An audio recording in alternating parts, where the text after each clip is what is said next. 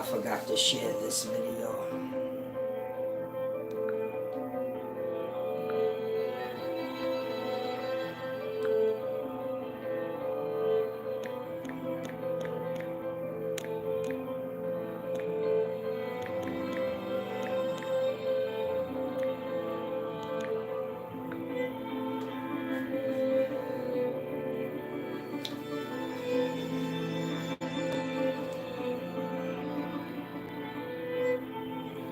Salam, shalom, all praises to the horizon, peace and wisdom.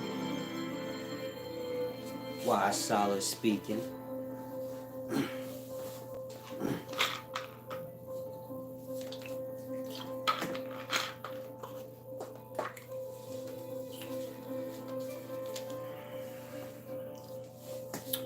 I gotta get my energies right.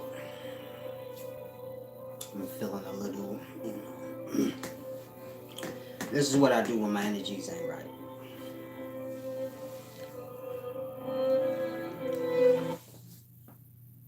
The cream of the crop. I am the cream, yeah. The cream of the crop. And there is no one that does it better than the Macho Man Randy Savage. On balance, off balance, doesn't. The cream of the crop. The cream, yeah. The cream of the crop. And there is no one that does it better than the Macho Man Randy Savage. On balance, off balance, doesn't. The cream of the crop. Okay, I'm ready. Let's go. Let's go. Let's get this video, going now. Now listen to that every morning, if you was wondering, right? What is that? I listen to that. I listen to that every morning. It's a reminder, to get it together. Now, one more time, some of y'all need this. You wake up in the morning, you feeling all dry and ashy, and you're feeling like you can't get your life together, put this on. The cream of the crop. I am the cream, yeah. The cream of the crop. And there is no one that does it better than the Macho Man Randy Savage. On balance, off balance, doesn't. The cream of the crop. I am the cream, yeah. It's a little spicy. And there is no one that does it better than the Macho Man Randy Savage. On balance, off balance, doesn't. The cream of the crop. I am the cream, yeah. The cream of the crop. And there is no one that does it better than the Macho Man Randy Savage. On balance, off balance, doesn't. The cream of the crop. Cream? I am the cream, yeah. Whoa, I don't need to listen to that no more. I never looked at it that way. Brother's a little spicy. Niggas creamy with it, man. Creams and cocks. I don't know. Strange. Anyway, it's your main man, Wise Solid. Salam, shalom. Hopefully everyone's well and in good spirits. Now I want to do this deep video for you guys. Talking about a few things.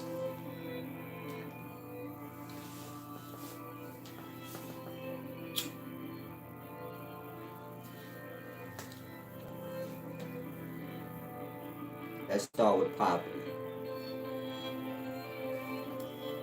and the shedding of it. Now, when I speak of poverty, I'm speaking of mental and emotional poverty. Physical poverty,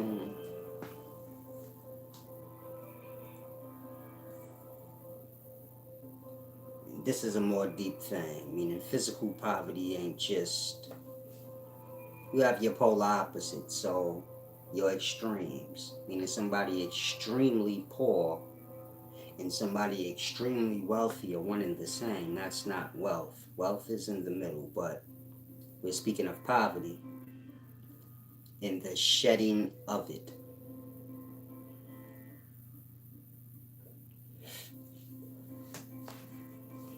This is lesson 1 of shedding poverty. Listen closely. You can't trust people from impoverished environments. And never lie to yourself and tell you that you can. Here's why.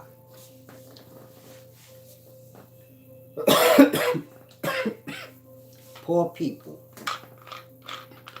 are taught to be fake and phony for opportunity purposes. You need an example? Y'all apply for jobs and y'all put on fake voices. Pretend like y'all with this or that for opportunity purposes.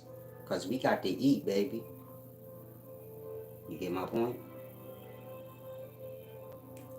Poor people are trying to survive in that they're adjustable and adaptable. And it doesn't just stop on a job interview, but it goes into their morals, meaning their morals are bendable and adjustable in that same way. They will say and position themselves for opportunity. They may have someone in the environment that they're scared of because it's a harsh environment. And so they're not used to speaking their own perspective, but they speak the perspective that they think is going to keep them safe. Now, I'll say it again. You cannot trust a person that comes from poverty because they have characteristics that you cannot avoid. Now, you can lie to yourself because you're impoverished. And so you view yourself as one with the impoverished neighborhood. And so you're going to take offense. And this is half of your struggle. Or this is two struggles for you. Meaning most of you guys come from impoverished environments or you are poor. And so you view yourself as one with that environment. And so when the environment is being spoken about, you're taking it personally upon yourself. So you say, man, that don't sound right. Poor people can't be trusted. Yeah, it don't sound right if you view yourself as poor. You get my point? If you view yourself as impoverished and one with the neighborhood, then yeah, I get where you wouldn't get it. But if you just in the neighborhood and you like, I ain't gonna be here forever and whatever's going on here, I ain't got nothing to do with me, then you can grasp what I'm saying. And so I'll say again, you can't trust poor people and people coming from poverty because they have characteristics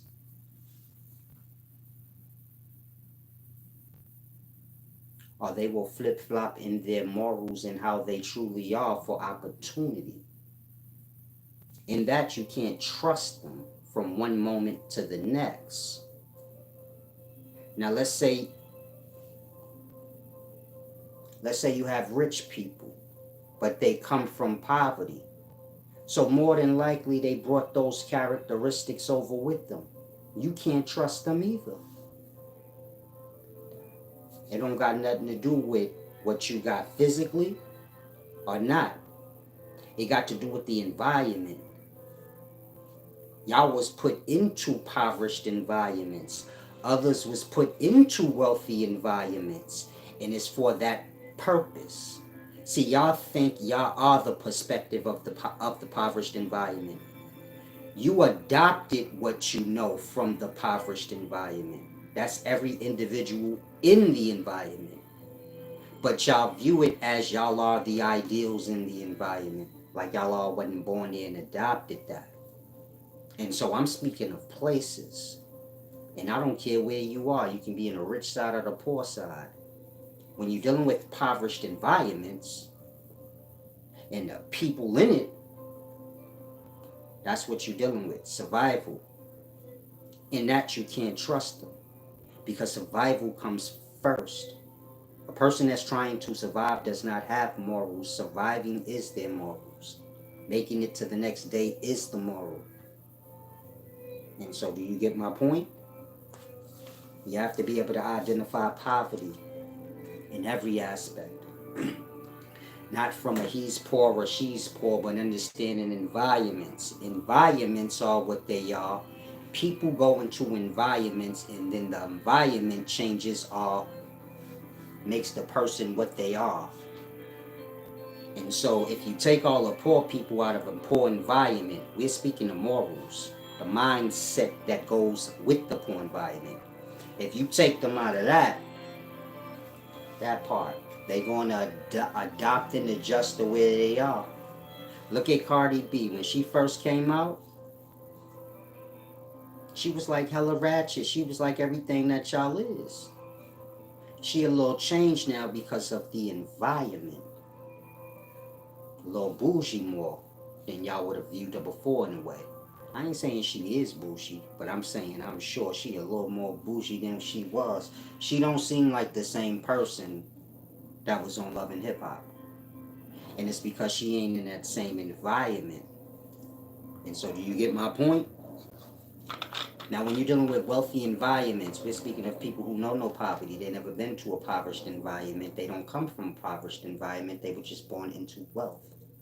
They learn things that you don't learn in the ghettos, like manners, etiquette, the difference between dishonor and honor.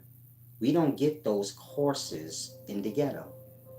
Your mama and daddy didn't sit you down and explain to you honor and dishonor and morals and this and that. For the most part, your mama daddy sat you down and they explained to you the environment and how to stay alive in it. And that was the morals. Don't be doing this. Don't be in people's business. You get it? You got that rundown. Nigga, you in a war zone. This is what you gotta learn. That part. The people in wealthy environments, they not in a war zone. They don't have nothing to do. So they got time to pay attention to the particulars. That's not important in impoverished environments. Now, the point I'm making is most of us come from impoverished environments, and so the characteristics carry over. Meaning, y'all can be wealthy or poor, but you still have scandalous morals where you can't be trusted. And that don't go away until you wash that away. You get my point? You want to get everything on the same vibration. So, if you're blessed enough to have finances, you want to get the emotional state and the mind wealthy as well. And this is a matter of the morality, things like that. Meaning a wealthy emotional state don't got nothing to do with an accumulation of things, but it got to do with the letting go of things. You get my point? Coming to terms with things. And a poor mind don't have to do with physical poverty. A poor mind got to do with the things that the impoverished do. In your mind, you think like, I can't let nobody punk me. I ain't no sucker. Man, you got a poor mind. You say how? Because they only talk like that in the poor neighborhoods. They can't look like a sucker there because they'll get ate up. But in wealthy environments, who cares? That's a joke talk. Where that fit at in wealthy environments? I can't be no sucker. Now, I'm not telling you to be a sucker. I'm telling you to be able to identify poverty on a mental level. This is the words people speak and their perspective. On the emotional level, when you see people like desperately seeking out to put their hate on someone. This is how most of y'all are in the daytimes. I watched a little video some of y'all do sometimes. Y'all looking for people to hate. You get it? Antagonize. Look, the mayor was twerking and you get it? I hate Trump. Y'all hate everything that never afflicted y'all and don't got nothing to do with y'all. And so I know right there you just have hate within from whatever experiences you had that made you hate filled at the moment. And you carried it over. Meaning y'all go through experiences that make y'all angry and hate filled. The moment passes and y'all still have that hate. Then y'all look to give it to something or somebody. You get my point? And so these are the things you got to catch in self. Say, hold on. You have to look at life like this. There's nothing you should be hating or disliking. That's poverty. You say, how is me not liking somebody impoverished? Because not like is a feeling. and you the one that got it. I'm gonna say that again. Not like is not a good feeling.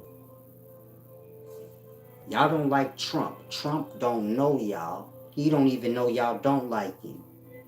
But you got that feeling where you look like you taking the doo-doo when you see Trump or hear his name. So that means you in pain. That part. You want to get to a place where you don't got no dislike because that's poverty. Why you want that? I don't like him. I don't like this. Who cares? What that do for your emotional state? That part. And so you got to groom the mind into focusing on the things that you do like. The things that you don't like is things that you need to come to terms with. You don't control the whole life. You just control your square. And so you get my point? Y'all hate things outside of yourselves, but y'all don't hate things yourselves. Y'all just have hate overflow. And so you looking to place it on something or anybody you can. This is a poverty that a lot of people carry around. And this don't got nothing to do with money or if you this don't got nothing to do with if you got money or don't. You got rich people damaged in that way. And you don't want to let those kind of damages carry over and over because that's when it starts to go into the mind. You got to remember the emotional state is substance. When y'all get happy, this is dopamine. Now, I'm not going to say the accurate ones because I don't have it on hand. I have it written down. But I'm going to just give y'all an example. When y'all get overly excited, y'all are orgasm. That's semen. That's a substance. Let's say y'all get happy. That's dopamine. Let's say y'all start to feel tired. That's serotonin. Meaning all of your feelings are associated with the substance. You get all lost in your emotions, you basically become a chemistry set where you mix it and merge in different substances within self, and this is where y'all become sick. You get my point? And so some of y'all get yourselves high, meaning you start to mess up the perception of the mind because you done made the emotional state put you like a chemistry set. You get my point? You got this substance overly spilling out because you feel like this way to the extreme. It's like when y'all feel sad or angry, then y'all start pouring out tears. It's all salty, snot coming out, all that mucus. You overflowing. You get my point? Y'all like that, like a chemistry set inside. You want to keep the emotional state stable. Otherwise, you're producing too much substance within, and it's mixing and merging. Some of these substances is hallucinogenic. Then y'all start messing up y'all mind and the way y'all perceive things. That's why I said you don't want to let the emotional state get too out of whack for too long, because then it carries over into the mind. Then this is when it's hard. The easiest thing to change is the physical vessel, and then the emotional state. But the mind, that thing is delicate. Meaning you could be fat right now or skinny. You can get diesel or lose weight within 6 months. It's just a matter of how dedicated you are to getting up and working it. You get my point? And I don't care who you are, you know that. You could be fat. You know, okay, if I get up at 8 in the morning and I work out for about 3-4 hours like I do a job, yeah, I probably can knock all this weight off. And if you skinny, I'm sure you know, well, yeah, if I start eating double what I do now and start pumping iron, and yeah, I could. Like that. The physical body's easy. This is the easiest thing to change. And whatever fucked up physical state y'all in, that's nothing. You can fix that easy. And whatever emotional state you in, with practice and grooming, you can fix that too. The same way somebody can make you upset or sad, so then that means you got the ability to make yourself happy or not. You get my point? Because you the one that's the ending deciding factor. I can do all I can do to try and piss you off, but you got to accept it. You the last stage of it. Like I could whip up a plate of piss you off, but if you don't eat it, and so in that you come to learn, okay, whatever happens to me is my own doing, because I'm either doing it or I'm letting it come in. And so you get my point? Poverties.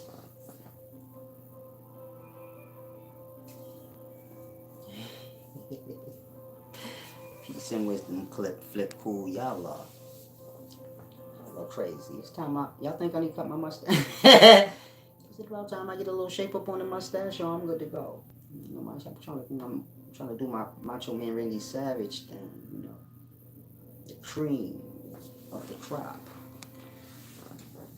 Now, Flip Cool said, did I see how the bodega workers stabbed up old boy in this city? Yeah, some of y'all are not from New York.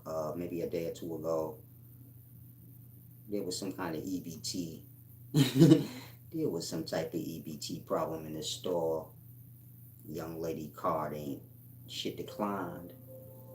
Dude comes with cornrows. He starts pushing and shoving and drapesing up the dude that work in the store. Old guy. He look like he might be 70. 65, 70. He could be 75. Old Arab looking guy. And so the young man walked behind the counter. Once you do that, you done.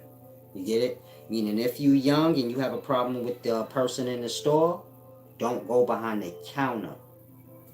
Because now you're going to triple your problems. Whatever he do to you, you in the wrong.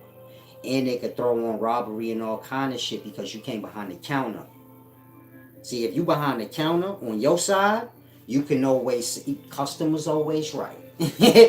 Put it you like that. The customer always right, blood. But once you go behind the counter, you not a customer no more. You a nigga that lost their mind. And so if you gotta deck them, you deck them from your side of the counter. Don't go behind it unless you're ready to commit, like, all the way. And so the point I'm making is the young man went behind the counter. He started draping up the bodega worker. The bodega worker stabbed him so fast, killed him. He was young, black kid, you know, one of our own. And so I want to be on the black train and be like, man, that was fucked up. But at the end of the day, blood, you did everything wrong. Y'all got to start teaching y'all young, whoever y'all are that deal with y'all young, and y'all got your little homies, y'all got to school them on things. Tell them, blood, this how this go, this how that go. You getting a problem with the nigga in the store, don't go behind the register. And if you do, this is what you looking at. That way, when he do what he do, he already know. You get my point? Our young ain't dumb. They just ain't been informed on what's what. They OGs is like, I look at it like this, man. If you gonna be somebody big homie or they OG, then you gotta view yourself like a parent, nigga. You either a deadbeat or you not. Your youngin' supposed to know everything. Like, he's supposed to be sharper than the rest of the youngins because he actually got an OG. And so the point is they charged the Arab man with murder and they gave him a bail. And you got a lot of people saying they don't see why. And I'm gonna be real, I don't see why either. I think the cops is just scared. They've been having a lot of problems with y'all. So they like, fuck it, whoever ain't a cop. Whoever ain't a cop, man, if black people do something, I don't want to be the one. You get it? Nobody don't want that flag. Like, man, we just had the George Floyd shit. I don't know. Lock him up. He Arab. Fuck that. You get it? And so it's like that now. People don't even know what to do. Meaning the cops don't even know what to do no more. That old man ain't supposed to get charged with murder. The boy walked behind the register and put hands on him. That part. He ain't shoot him. He just stabbed him, right?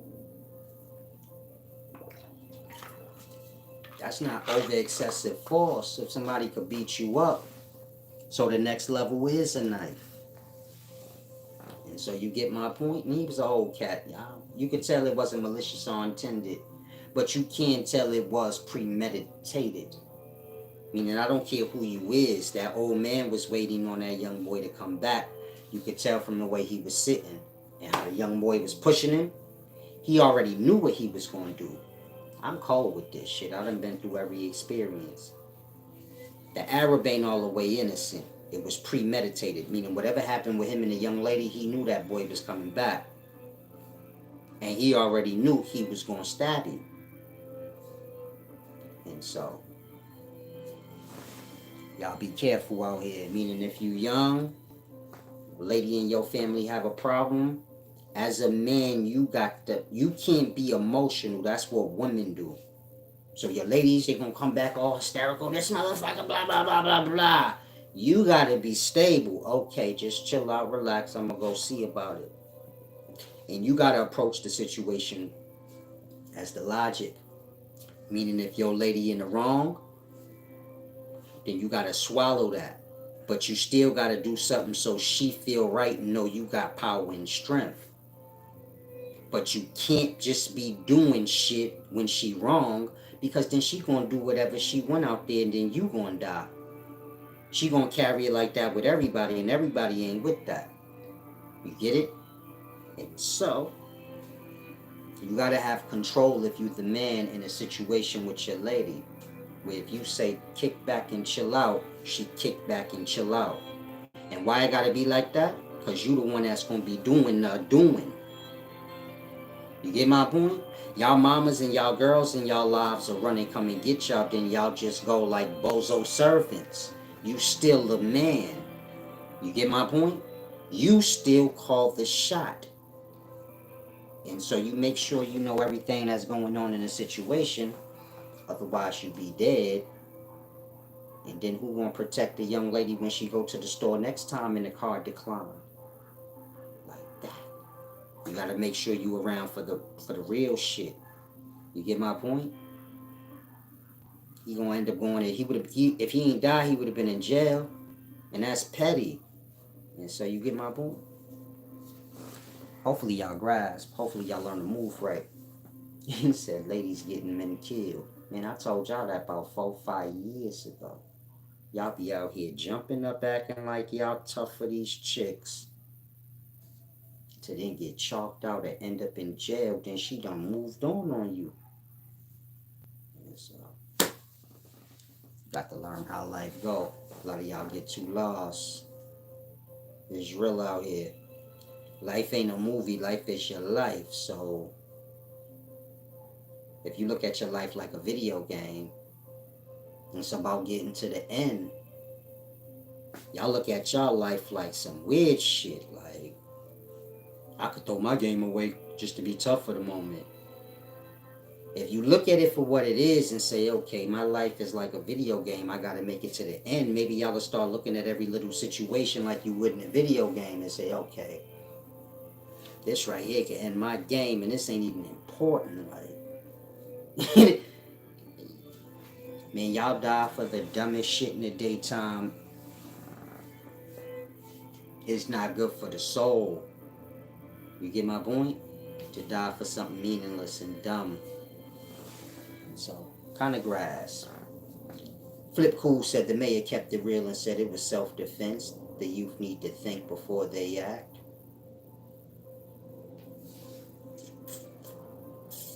Like I said, man, they killing the young and they killing the old. So, only thing gonna be left is people like my age. I guess I'm gonna be getting all the vagina, my nigga, because I still look young.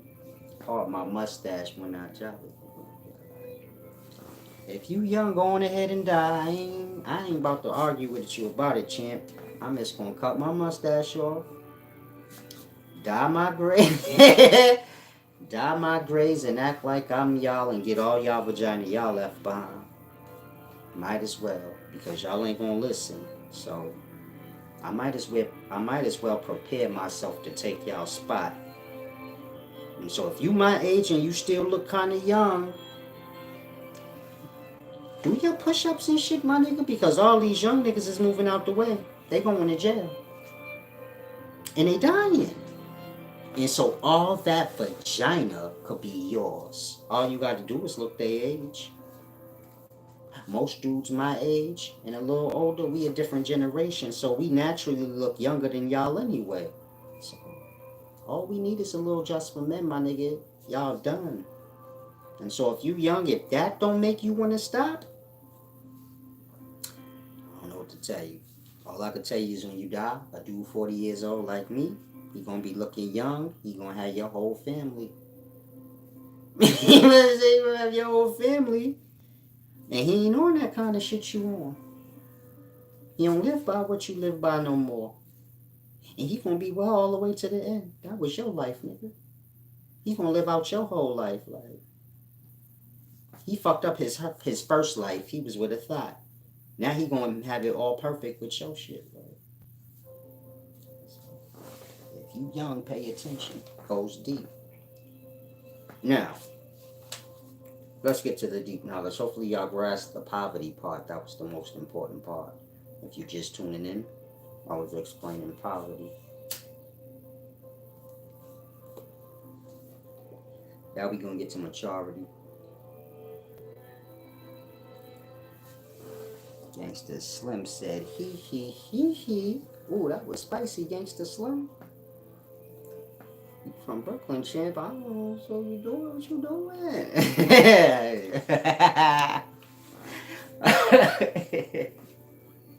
I'm just playing, champ. I seen you chilling on the, I seen you at the basketball courts with your feet out, man. I said, this nigga ain't no soldier. He had his feet out. He ain't from Brooklyn, blood. Not chilling at the basketball court with the bunions out. What if niggas would have rolled through it? Pop, pop, pop. You ain't had your shoes on. How you was gonna get around it? I'm just a wise man. I don't know nothing. Y'all know that. I just kick back. I watch y'all make y'all mistakes. I just be like, man, that's a 3 to 5. That's a 10 to 15. That's a 7 to life. Everything gonna get caught, blah. This how the old heads do with y'all. They be like, remember old big head so and so from back in the day? Yeah, that nigga gonna get did like him. Watch. Wanna bet on it? Then we go on and bet on it, and you wind up just like the nigga that was 2 generations before you. Y'all the same person. Like, we already seen Tim, now we see you, so we know this story already. He gonna be in there. He gonna be in there with his other half. He never even seen this nigga before. But they just the same. Like, history repeats itself. And so this is a lot of y'all. You just the other nigga from the last generation that you never seen because he been in jail all the time. You him now. And you gonna be in there too. And so if you're young, you gotta make better decisions. First thing you gotta do if you're young is realize, okay, the old people in my generation, they won't pretend like they young. And so I gotta use my head. See, when you young, you ain't gotta use your head. You got elders to do that for you. But this generation, y'all got it different. Y'all actually got to use y'all own head. And y'all like the dumbest of all generations. And so that's where it get tricky. Meaning y'all about the dumbest generation I ever seen. But y'all the main one that gotta use y'all own brain because y'all elders. Man, your daddy still want to be a rapper. Am I lying? Am I fucking lying? You 20. Your dad still want to be a rapper, right? Like that. If you 40 or 50 and want to be a rapper, I ain't shooting down your dream, man. You gotta chase your dreams till you die, I suppose. I wouldn't. If you ain't getting yourself killed, I ain't about to tell you you doing wrong. You know what? You ain't selling no dope and you ain't getting yourself killed and got niggas coming to your house trying to tie up your family. Hey, just keep on pushing, champ. But I'm just talking to you young. Because you not going to tell them that. Like, hey, look at your dad. I'm still trying to rap. You ain't going to tell him that shit. So, I'm going to tell him, hey, your dad 40. You see he still want to rap? He 45, 50? That means you on your own a little bit. You keep his mind young because that's a young man game. We like to play games with ourselves. Like, nah, I just do this for that. No, whatever you do, it go into the subconscious. The rapper that's trying to stay present with the young, because that's a young man game that carry over into his real life. And his real mind state stay young on certain things, because you can't flip-flop like that. Like that. A lot of y'all let y'all job, or a lot of y'all jobs and careers bring y'all into a moral state that y'all truly don't want to be in, but you haven't considered it. And a lot of y'all jobs and careers, they stagnate y'all mental state. Meaning they keep y'all dumb. If you a rapper or some sort of entertainer, this is gravitated toward the youth. Meaning you can't be all old-minded and shit like that and think you're gonna be lit. You gotta somewhere be young. Now this is just a perspective that's pushed. That's not the truth. Young people love old. you Nobody's more funny than your old ass crusty ass grandma. You feel me? You love that old lady talk. But the perspective is given. You have to be young. And so you get my point. You're going to see 40-year-old people in today's times dressing like little kids, stealing things like that. Because it's promoted in the genres and the careers they chase. And so if you young, you got to know, okay, my old or my elders, they dumb themselves down for opportunity. And so when that, I can't get no old Jews from them. Old Jews is always good forever. Meaning you got Jews that's good for the time. But then you got Jews that's good forever. You need those. Now let's get into the majority. And this video is for those of y'all that's seeking knowledge. Lion Zion said, "You ever wanted to rap?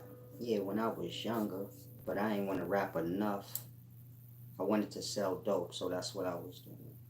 But I sat down with Rough Riders and shit. They was gonna sign me, but they moved too slow. They had told me to come to the studio. I met with Rough Riders. They liked me. All the way in the streets at that time. My cousin's baby mother, she live in Yonkers. She know them, know them. So I'm supposed to then go up there, but when you be selling dope, then you be fucking up your opportunities. You get my point? So if you somebody selling dope, count all these opportunities that you throwing away. Because I know you throwing away hell of them. Playing games with your own self. But so this is one that I was throwing away. He said, "You're on the locks," would have been dope. So I ride out there with my partner one day. Because she told him I was going to come. So this day I say I'm going to really go.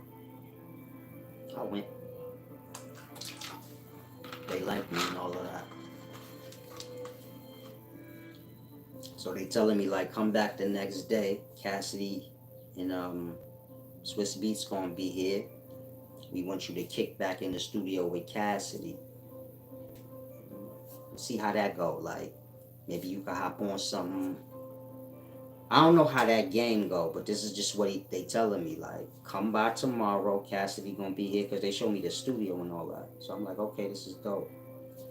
And they like come by tomorrow. Cassidy gonna be here. Y'all can mix it up. See how this go. Maybe you can get on something. Basically saying you come by the studio. I guess that's how we go. When the label about to sign you, then they be like, come around, like, see how you work and fit. Because you might be a whole dickhead. You know what? Say, we gonna sign him. He can rap, but he can't rap with nobody else because he's a whole dickhead. And so is signing him even worth it? Like that. I'm assuming. So they was like, come by. I'm asking for pay though. Like,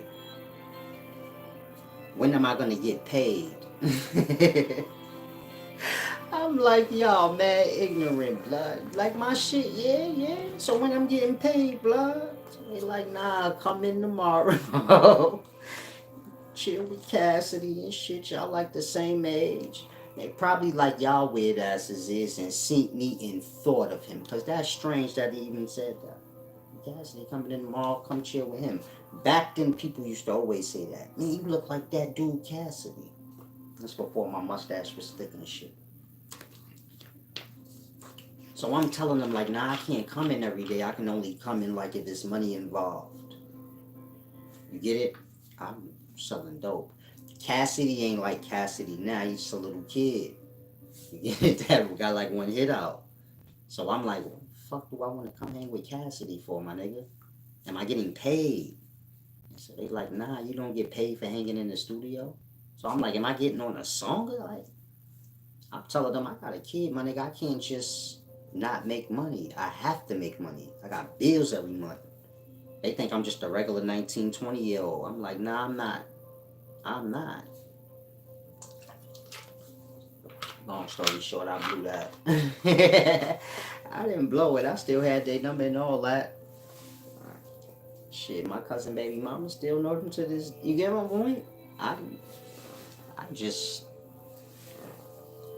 in that time I was too young minded. I guess my life was moving too fast. I had grown ass man responsibilities in a time where you get my point? So if you're young like that, you could use that little story as a lesson for yourself. Don't get grown too fast to where you got grown up fucking responsibilities. It's gonna interfere with a lot of opportunities that you gonna get as a kid, but you're not gonna be able to carry it like a kid because you got grown up problems. So for a regular kid, ain't no big deal to go hang in the studio with Cassidy. That in itself is payment. You get it? I mean, I think back if I wasn't selling dope and I was just a regular kid, so that would have been payment right there. Like, damn, I could come chill with Cassidy. Hell yeah, I'm coming tomorrow. My ego's so big, I got bills and shit, nigga. I'm like, fuck Cassidy. I just made 10. I just moved a whole half a brick. Fuck Cassidy. Are y'all paying me? So my ego's all gone and scrambled up at that time. And I pulled up there with a gun on me. Like, I was gone. And they knew it too. Like, they kept trying to give me good advice, but I was gone. They was like, yo, bro, you say you got a daughter, you need to chill. You know how you see them young dudes and you like, yeah, I know this nigga right here. He not Cassidy. And I pulled up with the big shit on me. I had my man, he was my holster. Get it? Like I tell you, I have cocaine in my nails. I'm just whipping up. Shoot up here right quick. So when people see me in the past, and I'm like the only nigga that had this back in the day, so you kind of know, like, this little kid, he gonna die. So they was giving me jewels, but at that time I was blowing them off. Like, when is the payment? I need some payment. Like, so if you young, know your opportunities. The payment don't come in.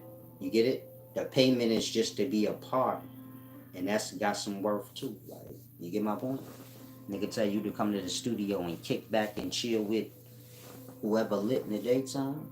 That's payment, because you wouldn't be around them. You get my point? You use that, and you view that as payment. You don't view that shit as, man, it just got me sitting around on the shelf. Nigga, you would have been sitting around on a bench. And so you view that as payment. If you get jerked around a little bit in the beginning, payment. You get my point? You got to pay. Otherwise, why do your favorite rapper want to hang with you then, nigga? What's in it for him? That part. He get to steal a little bit of your dopeness and that's only gonna steal a little bit of your rhymes and shit. He gonna jerk you around on your money and shit like that. But so this is the realities of life. You gotta know what's what. Flip Cool said you and the Locks would have been dope. Jadakiss is gangster. In real life. I seen that nigga a few times. Y'all wouldn't walk up on him. I didn't. I was. And he was chilling right in front of the barbershop that I used to hang out in. Right on 135th and 8th Ave. Figs. One of my uncles. They know him. I still ain't. I could have walked up on him, but I'm like, nah, that nigga look like he just smoked 17 blunts back to back. His lips is mad black. He like a straight street looking nigga in person. I guess they wear makeup when they go on TV. I don't know. In person, that nigga look gutter. Like, his shit's black. Like, he look crazy. He don't look nothing like TV. He a slim nigga. Like, I know some of y'all like, what? Kiss is fat. Nah, blood. Kiss is like, he ain't nowhere near fat if you see him in real life. He like a regular sized dude, but nigga got he got a strange face. It's scary, my nigga. He ain't got no facial. He ain't got no facial hair, blood. Lips black as shit like he smoked 50 blunts. He look like he don't want to be bothered when you see him in real life. Like that. Like them niggas that be high and don't bother me. Shoot you right here. He look like that. Sheik look more cool. And Jadakiss look, Styles look aggravated in person. Styles was in the corner store of my old neighborhood. I was standing right behind him. I said, "What's up to him and shit?" He like the same size as me. Man, little. He not fat either. I always thought he was fat. He just a short out of shape little nigga, but he not fat. They like slim, like smokers now. And he look aggravated, like he don't want to bother with him too much either. But he don't look like Kiss. Now, just the last question, and I'm gonna get to the laughing at you, Flip Cool. If you new here, don't worry. I know I look a little strange. I got the Hulk Hogan mustache going on, but you know, sometimes you gotta embrace your trucker. Like your trucker hat on, let the mustache get like Hulk Hogan, and just y'all know what I do. I throw this on. The cream of the crop. The cream, yeah. The cream of the crop. And there is no one that does it better than the Macho Man Randy Savage. On balance, off balance, the cream of the crop. I am the cream, yeah. Shit's spicy, like. And there is no one that does it better. Some spicy shit I listen to every morning. It gets my blood flowing. Like I wake up, I do my stretches, I throw that on, be like, I am the cream of the crop. Ooh yeah, yeah. Oh yeah, the cream. Maybe it don't sound like he did, but you know, that's my version. Be groovy, I get my spirits together. They be good. Now, let's get to this deep knowledge. I gotta start doing the wisdom not live. The live just for y'all.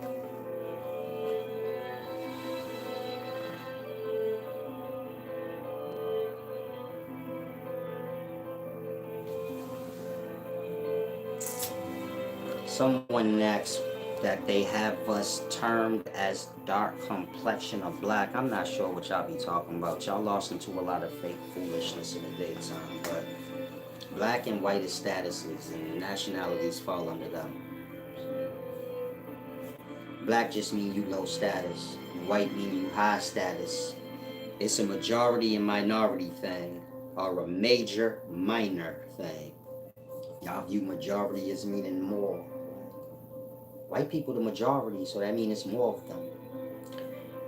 The majority mean like major and minor.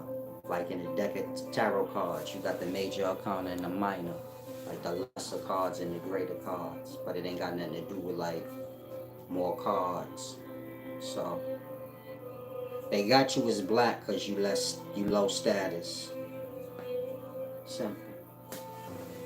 And this only matter because you a Babylon monkey. And if you don't know what that means if I set up a board game and I say you gonna be the piece of shit piece, and you decide to play, then you stupid. Like, so you get my point? Y'all play their game.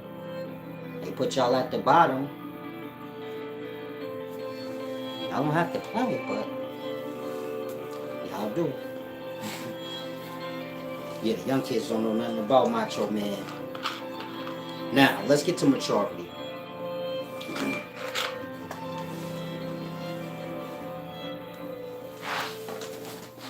The body will mature. Of course, the life's going to take care of that.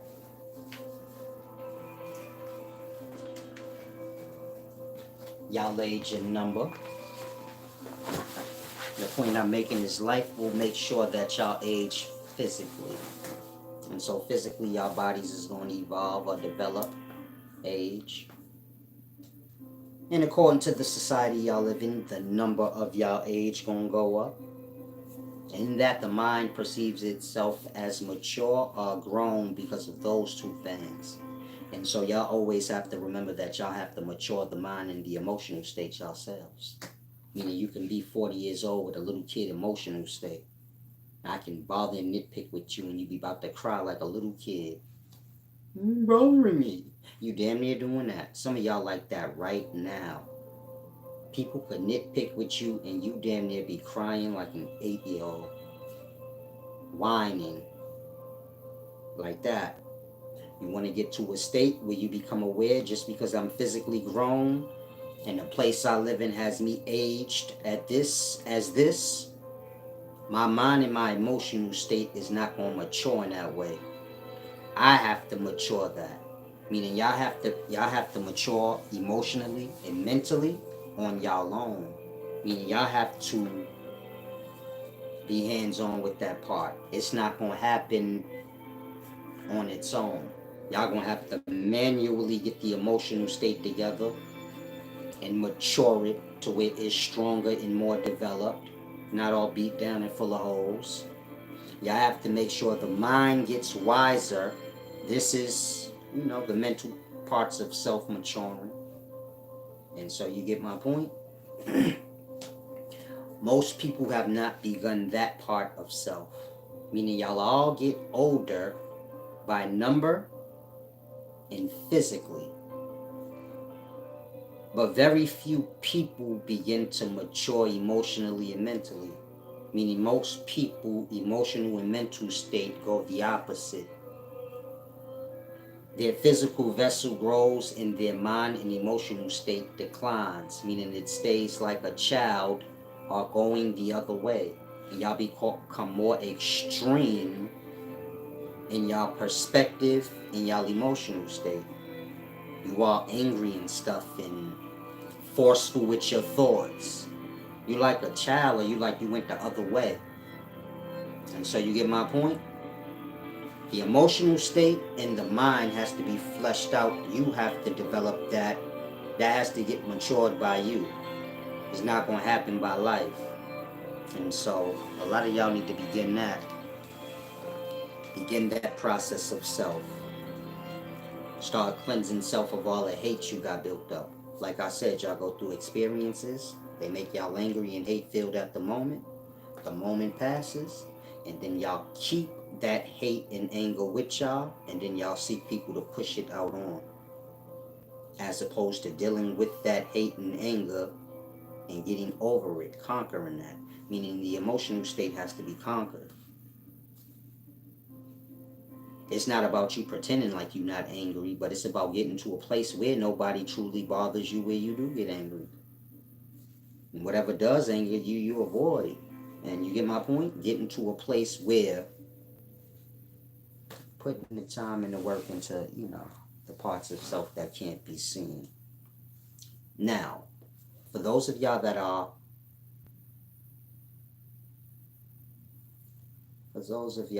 think y'all are wise, or you may be on the path of wisdom. When I say wisdom, I'm talking real wisdom. Not the fake stuff y'all have going on in the daytimes.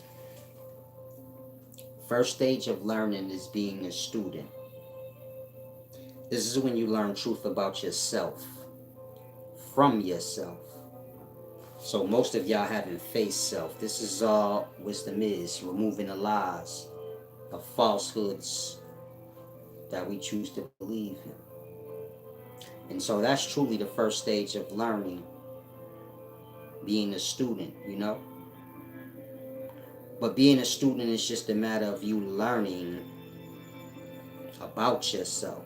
You get my point? Meaning if you got a teacher, they're teaching you, you're learning different things. If you pay attention, you'll realize, man, I'm learning about myself, because you're applying what you learn to the self.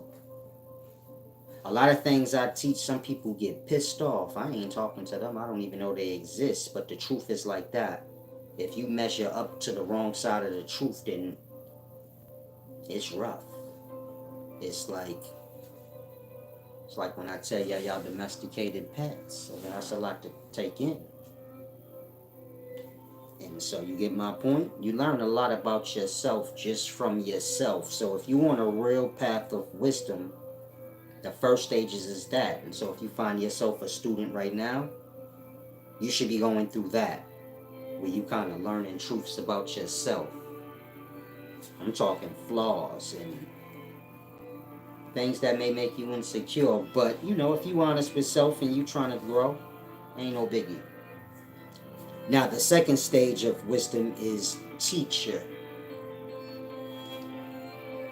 And this is a matter of you learning too, but this is about you learning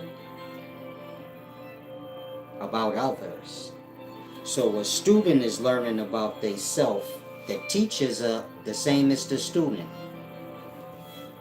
in a stage of acquiring wisdom, but now the wisdom is coming from a different perspective. The teacher is teaching, which the teacher is the student now, but in this role he's teaching, and so he gets to learn about outside of himself. You get my point? The teacher's wise, he knows what he knows, but he doesn't know like, oh, they can't grasp. They lost on this or that. They looking at my hat, my eyes, this, that. You get it? The teacher's learning so many different things when teaching. You get my point? Meaning when I'm teaching y'all, I'm still in the learning process. Because I'm learning from y'all perspective now. I say, oh shit, they don't know this, that. They emotional state is all beat up. I don't have those problems.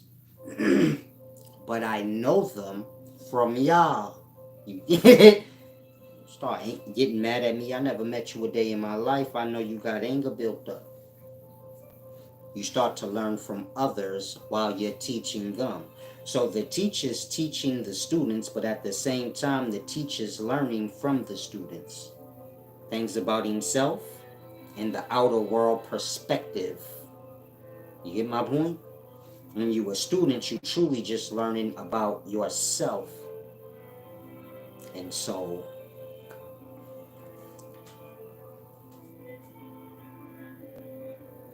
learning never stops, but the perspective does. You start off as a student, you become a teacher, you become silent. You get my point? You start off as a student, you're learning about yourself and the lying problems you got. You become a teacher, now you learning about others and the lying problems and all the problems they got. Then you become silent. This is the path of all wise people. They come to a place of silence. And then they learn from the noise, like, you get my point? This is what silence is. If I tell y'all, go learn from the silence. So then you're going to be silent. And that you're going to hear everything. If I say go learn from the world, this is when y'all run y'all mouths and only hear y'all own damn self truly. This is what it is to be lost in the world. When you just babble and run your mouth and truly don't hear nothing of nobody else except yourself. You get my point? And so y'all learn from the noise, which is the self-babble, the self-thoughts, the self-babble. Now, learn from the silence. And that, you silent. And so all you can do is hear. There's many aspects of learning, or there's many different perspectives of it. And of course, man, he goes through his levels of learning, calling it different titles. So most people who are teachers, they have no clue of what I just said. You get my point? Meaning in their mind, it's their job to teach y'all, and y'all are learning. They have no aspect of the flip side, that they are still learning, but now they're learning from who they teach. You get my point? You learn from a teacher. The teacher learns from the student's perspective. That's what I mean by learn from the student. It's like you teaching your child how to ride a bike. You know how, but now you're learning like, damn, my kid a little slow. It didn't take me this goddamn learn. You know what I mean? Now you learn about self. Damn, I'm impatient because my kid keep telling me like, I'm rushing him, but he's slow as hell. Like that. You learn about others and their perspective of you somewhat. But mostly you learn about others. And you get my point? And this is the teacher. Teaching, never realizing this. that they're still a student. And so if you're a teacher, you have to keep the mind open to that aspect. Meaning in every lesson that you're teaching, there's a lesson for self if you're aware of the student and their perspective and where they struggle. Don't become a teacher and hop off the student train. Meaning the mind has to always stay aware of all aspects of things. You can be the teacher, but you still have to be able to come to a still place to see above the whole thing. Meaning when I'm teaching y'all, boom, boom, boom, right now, I'm able to come outside of myself and still see the whole. They're sitting there learning. He's teaching. He learns from them, their perspective. It's a great mix-up, like, you hear it? Like that. And so, it's a deep thing. Life is a flip-sided thing. And so, the student is the teacher, and the teacher is the student. It's a deep thing if you can grasp. Now, if y'all have any questions, ask. I took too long on this video. I wanted to explain the ego to y'all a little bit, but like I said, I went too long talking about nonsense. You know, brothers getting stabbed up in stores and stuff. And so I'll give y'all a little bit, but if y'all have questions, y'all can ask that, and I'll just answer those. Somebody said rappers dying at 14. Yeah. Death don't take no days off, I told y'all.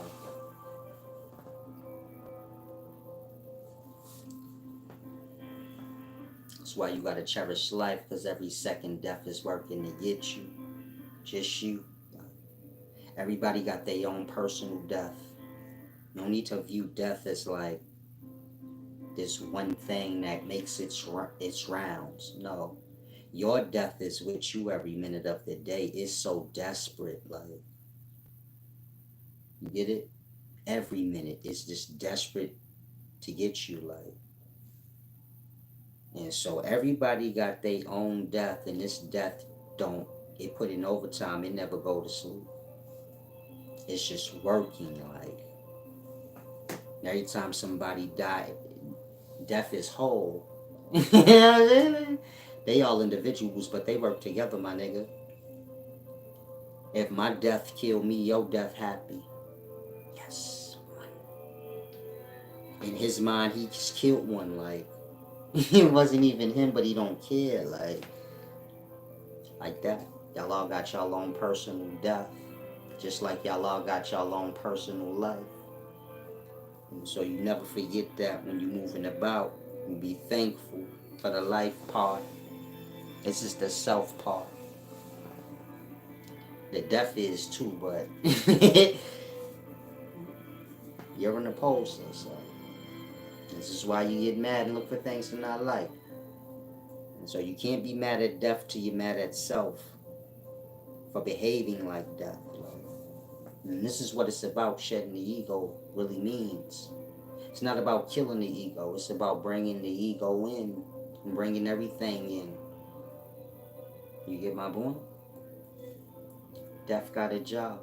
You do too. When you get the lacking on your job, then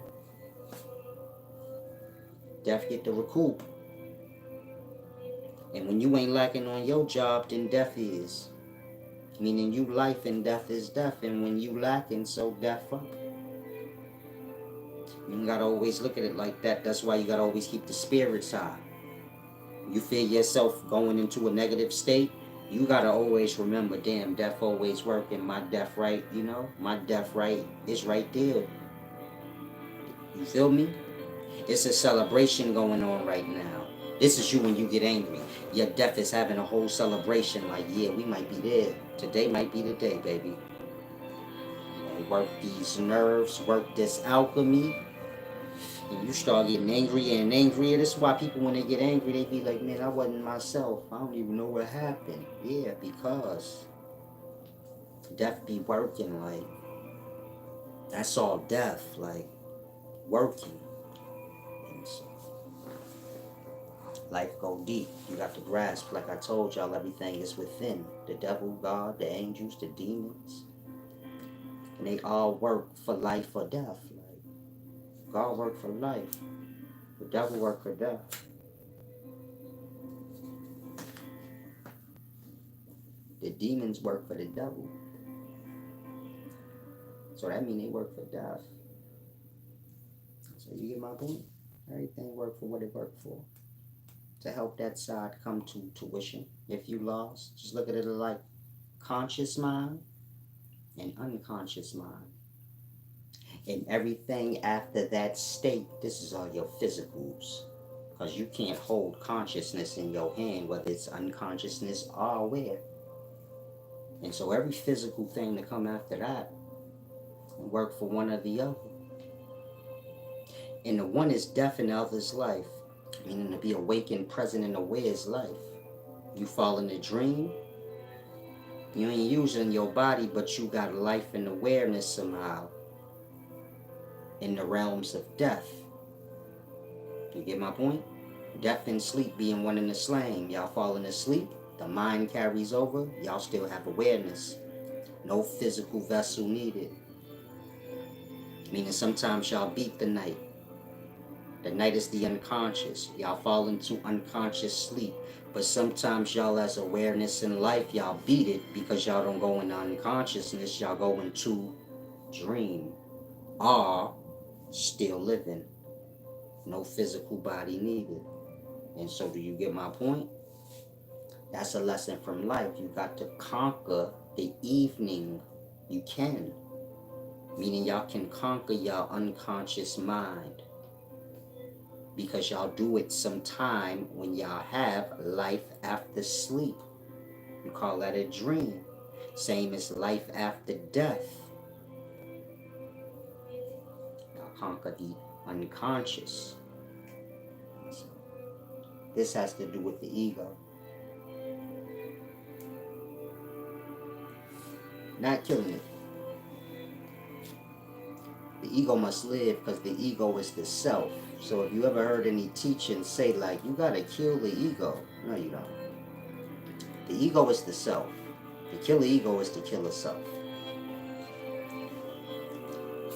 Man will separate himself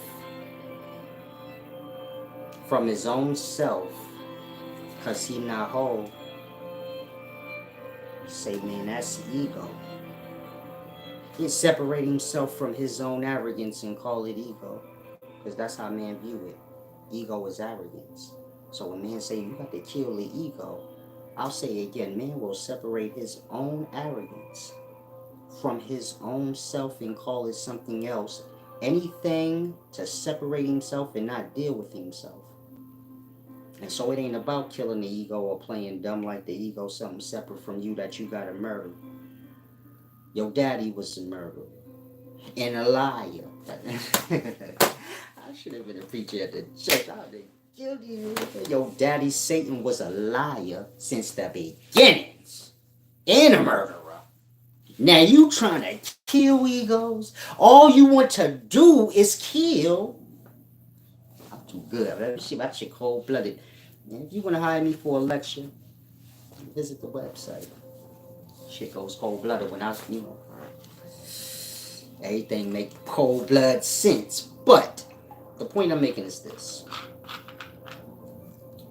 I have a lying, murderous spirit. Ain't no truth in death. All lie. And so if your teachings got to do with you killing the ego, you need to get your life together. It's about bringing everything in and acceptance. It ain't about killing the ego. The ego out of control because y'all don't accept yourselves.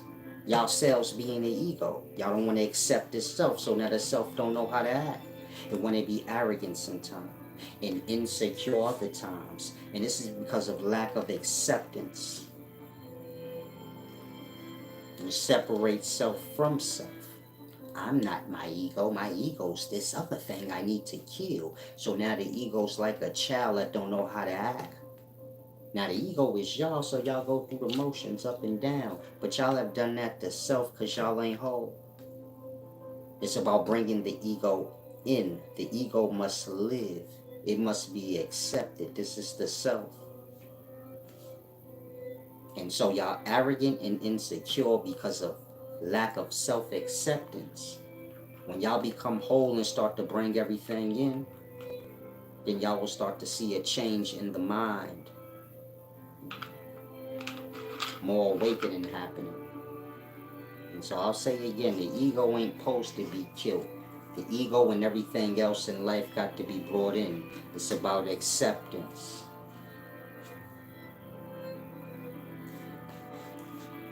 You can't accept your ego, you can't accept the self. You can't accept the self, you can't accept your enemy. Your enemy work for you. Everything in life that you view opposing is for you. And when y'all see everything whole, then y'all will see how everything worked for the self. And there truly is no war problem, but it was just you. You and your enemy got a problem because you don't want to view your enemy as exactly like you. You won't budge and he won't either. And y'all the goddamn same thing. That's why y'all bumping. And you won't accept that. You say that nigga ain't like me, I don't even like him, fuck him. Acceptance problems. And so do you get my point? When y'all become whole and start to bring everything in, everything that is opposing y'all and y'all oppose will work for you. Not sure if that makes sense. Y'all ego will work for y'all. Y'all ego being y'all. Unstable, going through arrogance and insecurities or ups and downs. But when the ego is stable or the self is stable, whatever opposing problems y'all have, y'all won't have them. Meaning y'all won't have enemies. Y'all won't be an enemy to self. Some of y'all argue with yourself all day. Y'all will stop happening. Some of y'all went through certain situations and left a stain on you. And so now you be arguing with yourself about it. Let it go. When you can do that, you get my point? Like I said, it's about becoming whole. This don't got nothing to do with religion. When you go to the yin yang, the yin and the yang symbol, that is the ancient teachings of being whole. You have your two little symbols inside of the circle. It has to do with the duality and the balance of the whole. If you don't really understand the yin and yang symbol, then you look at it as two opposing sides and the balance between them. But the symbol really has to do with the circle around both of those things, which is wholeness. When those two things become one thing. Get it? Like that. Y'all are dual in y'all nature, and y'all have opposing sides. And so when that y'all flip-flop in between the dual life, serving whatever side serves you for the moment. And this is where all your problems come from, and your ups and downs, because you up and down. Again, you have a duality in life. Sides. And y'all go on any side that serves yourself for the moment. Meaning y'all don't go on y'all morals and straight. If this thing serve you, y'all will abandon y'all straight or y'all morals and stand there. And when this might happen, y'all will stand there. You get my point? Y'all all over the place. So the ego's all over the place. When you become stable, so I suppose you become whole. Out of mindset to said, today I learned how emotional and mental poverty play a lead to physical poverty.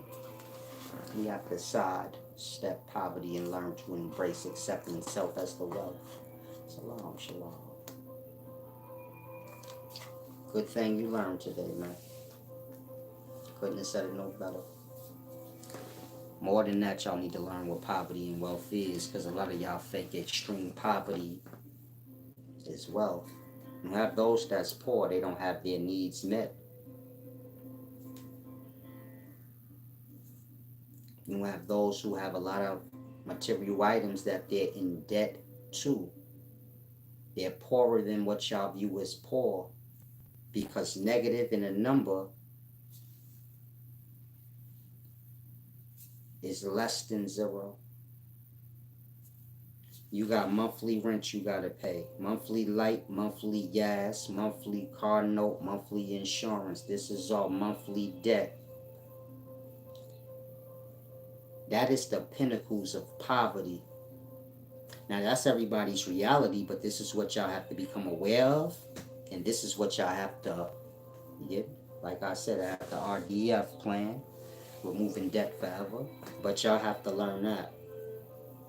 How to remove the debt, because that is y'all poverty.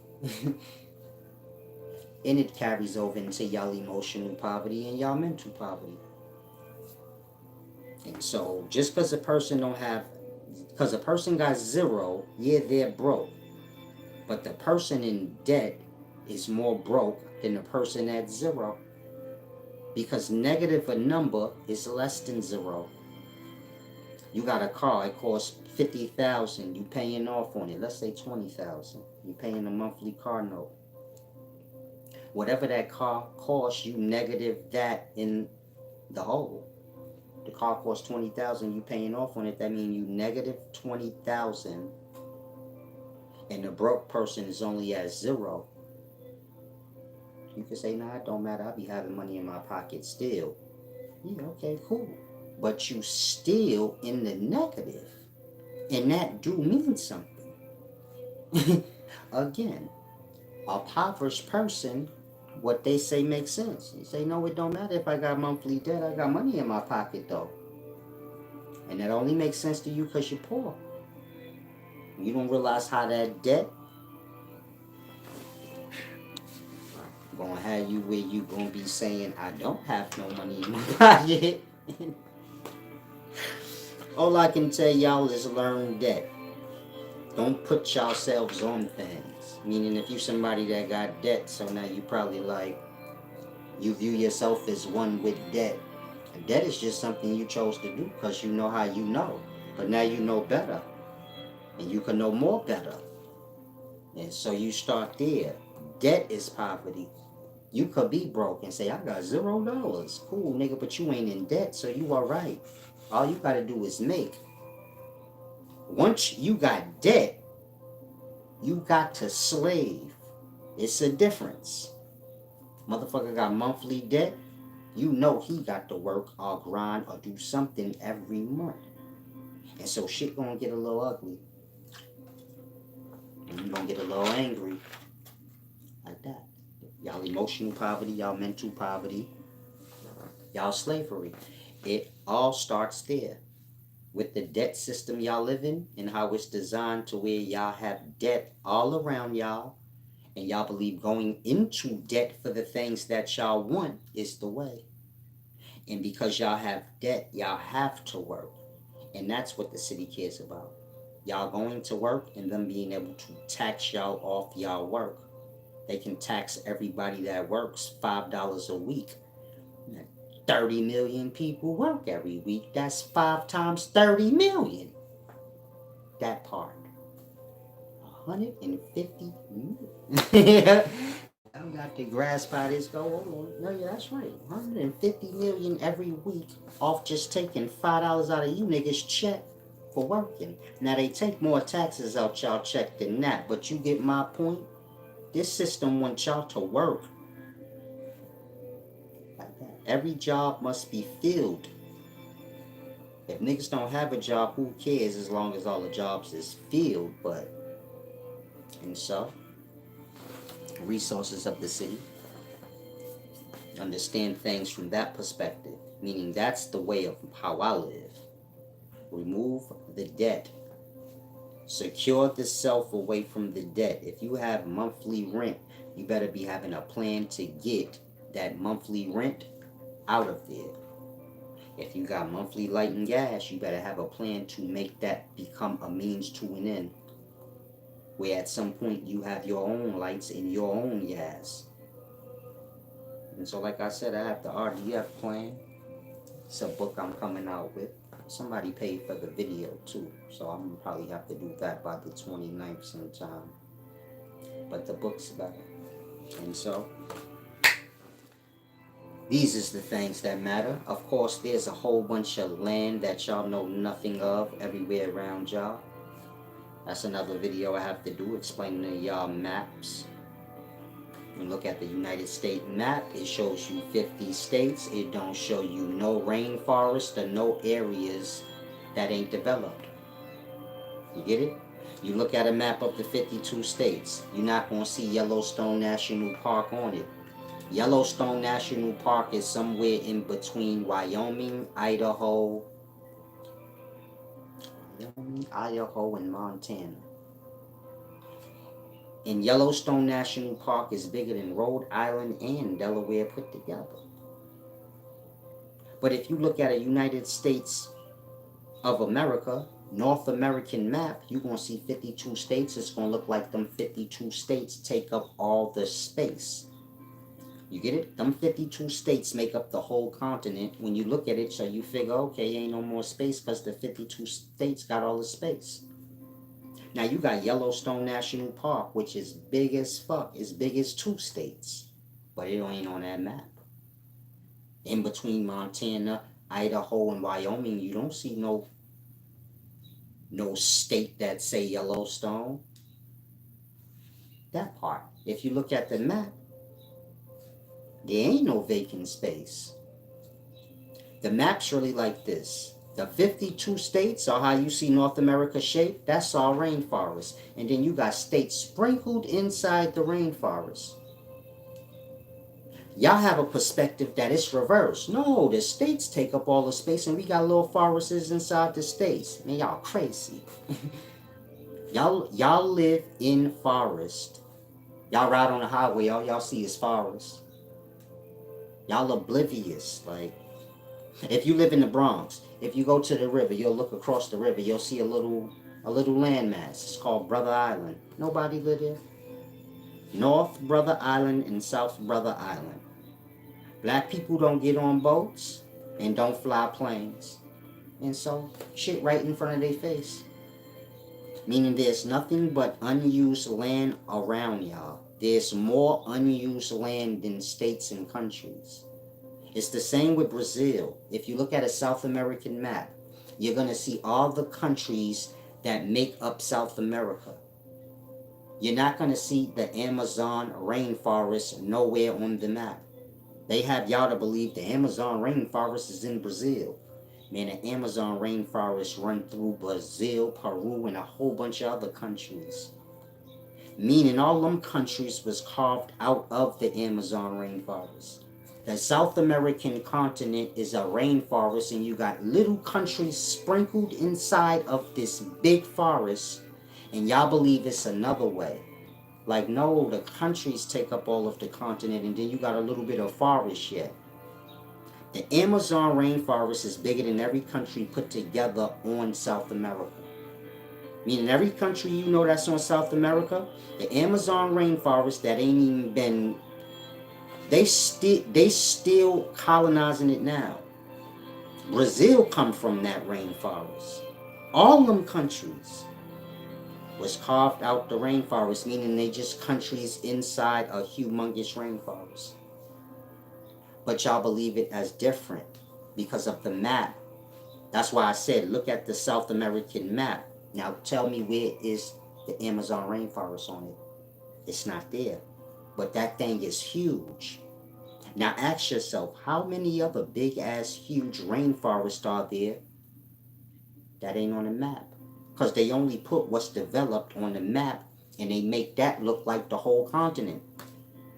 I'm not sure if y'all following. We got 52 states. They make up the North American continent. But that's a lie. The map make y'all view it like that. That's why I said, where's Yellowstone National Park on the map? It's not. You'd have to be like, show me a map with Yellowstone on it. And then it just show you Yellowstone like a little dot in Montana or Idaho. It don't show you Yellowstone National Park bigger than 2 states. Like that. They don't show you like Yellowstone is way bigger than they have documented. If you look up and say, how big is Yellowstone Park? The size that pull up is the size that they have accounted for. When you go to national parks, you have rangers and shit, and they stop you at certain points.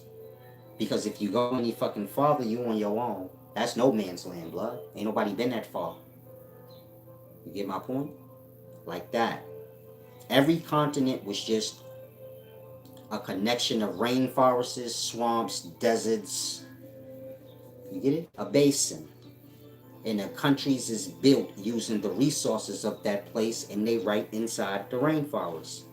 So if you could view North America as just a rainforest, basically Yellowstone National Park. And all the states is just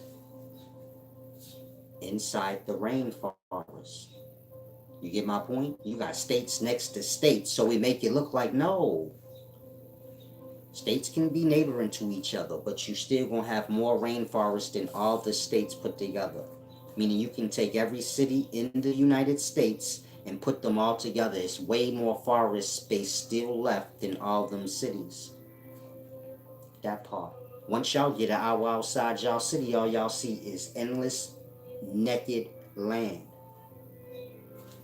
Wherever y'all go, all y'all see is land, not being used. But y'all don't pay it no mind. You got a big ass park in your city, that shit run like 2 miles, 3 miles. Land, unused. That park is as big as your neighborhood. If you lost, you live in New York City. Central Park run from Harlem all the way down to 59th Street.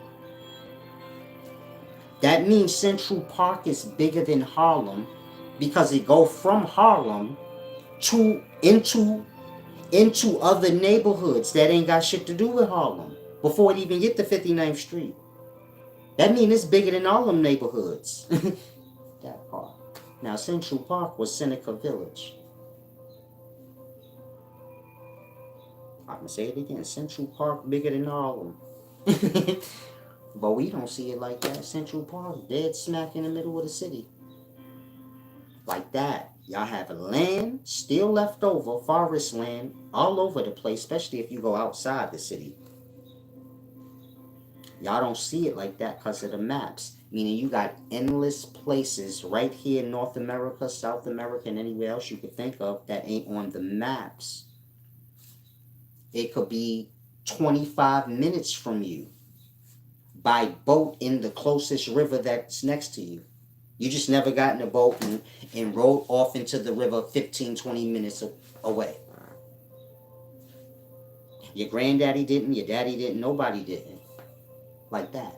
Meaning y'all got unused little islands all around y'all states and all of that. Just unused everything. Like I said, the continents is just rainforest. The states and countries is built inside the rainforest. And then they give maps to the people that live inside the states and the countries to believe that the states take up all the space of the continent. When the rainforest takes up all the space of the continent, and you just got little sprinkles of countries here and there. You get my point? Imagine the map, North American map, as a rainforest. And all the 52 states is just in one little small area of this rainforest. Let's say the east side of it. That part. Meaning y'all whole United States of America is just a small amount of states in a small area of a forest. That is the whole continent. Y'all know nothing of this whole continent. Y'all just know these 50 states y'all have that y'all view as the whole space of the continent. You go to places like Arizona, they got mountains and desert land that's so huge before you get to the city. Like, you can see it from the city.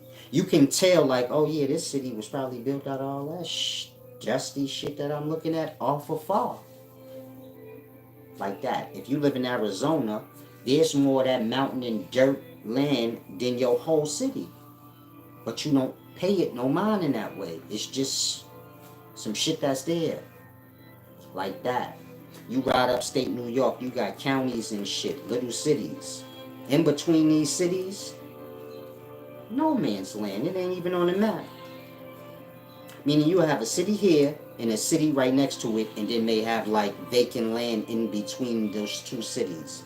Both cities claim it, but it ain't neither city's territory. They just both claim it because it's close. You get my point? It's like Sentinel Islands. You got like India and somewhere else, Antarctica. They both claim it. But neither one of them stepped foot over there. Them indigenous people over there kill them.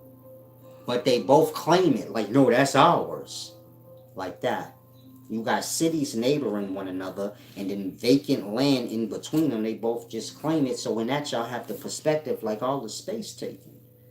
Man, this shit way different than y'all think. That's why I showed y'all the image of a whole body and how Earth, if you follow, the comment section of my channel, you'll see. And so, y'all cities and states ain't nothing but domestication centers inside of forests. And y'all the pets that have been domesticated. Think plantation times. This is when they was mixed breeding and making, their nationalities are their different breeds. It's like dogs. Just view yourselves like dogs. So they came to the country, they gathered up the indigenous doggies. And they start mixed breeding them, making pit bulls, poodles, this kind, that kind. They start selling these motherfuckers because that's what they do during plantation times. They work them, they sell them, they dress some of them up because they know how to sing. What do dogs do? They run around and do little puzzles and shit. He's speaking of people though. Then after plantation times, the North, they set up their little system of cities. This is when the South lost to the North, the Civil War. And then all those domesticated, newly breeded people were placed into their domestication centers. This is their cities. And then when they have fights with each other, then it's called domestic abuse and shit because they're domesticated. Meaning they're no different than a dog. Like, fucking poodle's just some shit they made. Like that. The motherfucking Puerto Rican is just some shit they made, my nigga. It mixed a Spaniard from Spain with an indigenous person from the area that Puerto Rico was in. And then that's how they made Puerto Ricans, my nigga, and they look a certain kind of way. And the people from Spain that came and colonized that area, that's they people. Meaning those they dogs. That's they spliced breed. They made that. Them they pets. We talking men though. And them my Puerto Ricans. France, they got Haiti. They say them my Haitians. That's my splice of humans that I made. Those my dogs. I taught them how to speak French and shit. The Spaniards say, no, we taught the indigenous people in that area how to speak Spanish, nigga. Look how our dogs work. Look how dumb our dogs is. They don't even know they slaves. They don't even know we spliced them and made them. Like, this how colonizers talk amongst themselves. A Haitian think he a person and shit. Niggas a spliced pet, like, that a man made. This the sin against man that the Bible talking about with Nimrod. Nimrod was a mighty hunter of men, meaning he conquered men like men conquer animals, and he tame them and splice breed them and make a whole bunch of different varieties of his choosing. And then he sell them and shit and make games out of these niggas. Like, you want to see my creation fight? Like, a boxing match, man. You want to see? Look, this is what y'all don't realize, y'all are domesticated out people that live in domestication centers or breed centers, oblivious to the outside world all around y'all. Y'all like a wolf talking to a dog. Like, tell a dog, man, it's way more earth than your backyard, blood. You don't have to listen to them. You could just leave. Like, you don't have to get their slippers and wait for them to give you fucking fake food, nigga. That Alpo ain't real food. They made that shit. The dog tell a fucking wolf, no, that is real meat. It's just in a can. You don't get it. He fucking domesticated. He's somebody's pet. He don't get it. He don't get that he the wolf mixed breeded and spliced down into that shit. And a poodle, the same damn thing. So we're gonna argue with the wolf and say, nah, you don't know what you're talking about. The backyard is everything, and they feed me, and I have alcohol and dog food and shit. This is y'all. I'm a vegan. I'm this and that. All fucking domesticated out. Nothing y'all eat real. Y'all go to the supermarket, fool. Y'all ain't killed none of that meat y'all eat. Y'all ain't grown none of them vegetables y'all eat. Y'all food come in a goddamn bag in a can. Y'all ain't no different than a goddamn dog for y'all state. A domesticated thing. And you that because you don't get this shit. So you must be. That part. It's like a wolf talking to a pet dog. The dog don't get it.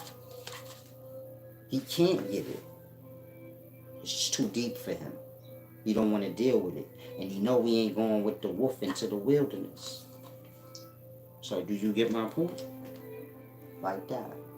Now if that dog get kicked out of his master house, he just gonna roam around the city digging out of other people's garbage and be a bum. This y'all cats and dogs when y'all kick them out. Then they be roaming around the city like a bum. They never go back to the forest and wilderness where animals take care of themselves. That part. And it's like people. If I free y'all and say y'all can leave y'all cities and go do what y'all want, then y'all be outside of the city limits in nature looking like a dirty bum. Looking all dusty and shit. Talking about I'm natural. No, you bummy and you don't know what to do. Unless you're being told. Pet thing. This is why y'all have guards and shit, because y'all need a master, because y'all was pets. Y'all breeded pets. Even when y'all free, y'all gonna seek out a master. Y'all have an ideal of a great master. Y'all call him God. Pet shit. It's like a dog that get kicked out of his pet's house. It's like a pet dog that get kicked out of his master house.